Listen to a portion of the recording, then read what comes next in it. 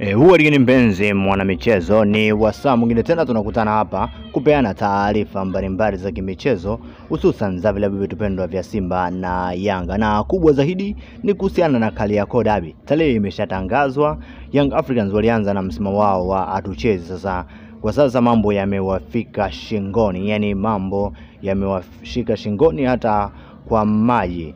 Hichi kitu kilicho shingoni hakiwezi kumezeka. Sasa kama ndo mara ya kwanza unafika katika channel hii ya kopendwa ya Simba TV app, una haja ya kuacha bila kusubscribe na kutuandikia kwenye ujumbe mfupi wewe ni shabiki wa Simba kutokea wapi, na ukatuambia unahisi hawa watu tunakwenda kuwakanda ngapi pale ambapo tutakutana na unahisi matokeo yatakuwaje kama tutakutana na Young African ambao taarifa ambazo tupo nazo, na taarifa ukienda kwenye ukurasa wa klabu ya Young Africa hivi sasa, ukienda kuangalia na kudhibitisha hiki ambacho ninakwenda kukuambia, ni kwamba Young Africans wamefanya kikao cha siri na kikao cha viongozi wa bodi ya klabu na Rais Engineer Els, lakini pia na viongozi wote wa matawi, na wamekuja na jibu mmoja ambalo linakwenda kuleta hisia kubwa kwa wapenzi wa klabu ya Yanga. Sasa unataka kujua ni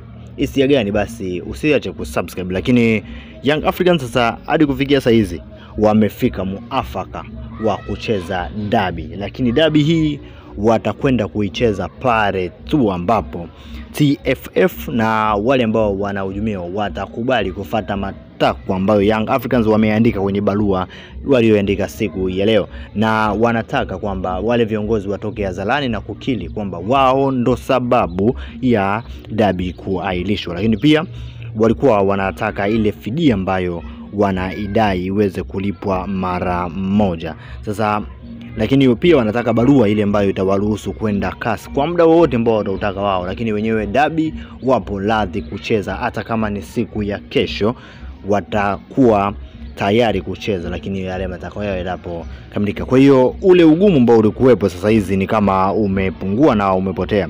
Sasa wewe shabiki namba moja wa klabu ya Young Africans au shabiki namba moja wa klabu ya Simba Sport, unaondokaje bila kusubscribe hapa? Kwa kuwa hii ndio sehemu pekee utapata taarifa exclusive na taarifa za kina kuhusiana na vilabu vya kupendwa vya Simba na Yanga. Lakini tuandikie pia kwenye comment hapo, wewe unatokea maeneo gani, nani shabiki wa Simba au shabiki wa Yanga, na yapi matokeo yako kuhusiana na dabi ambayo inakwenda kupigwa hapo Aprili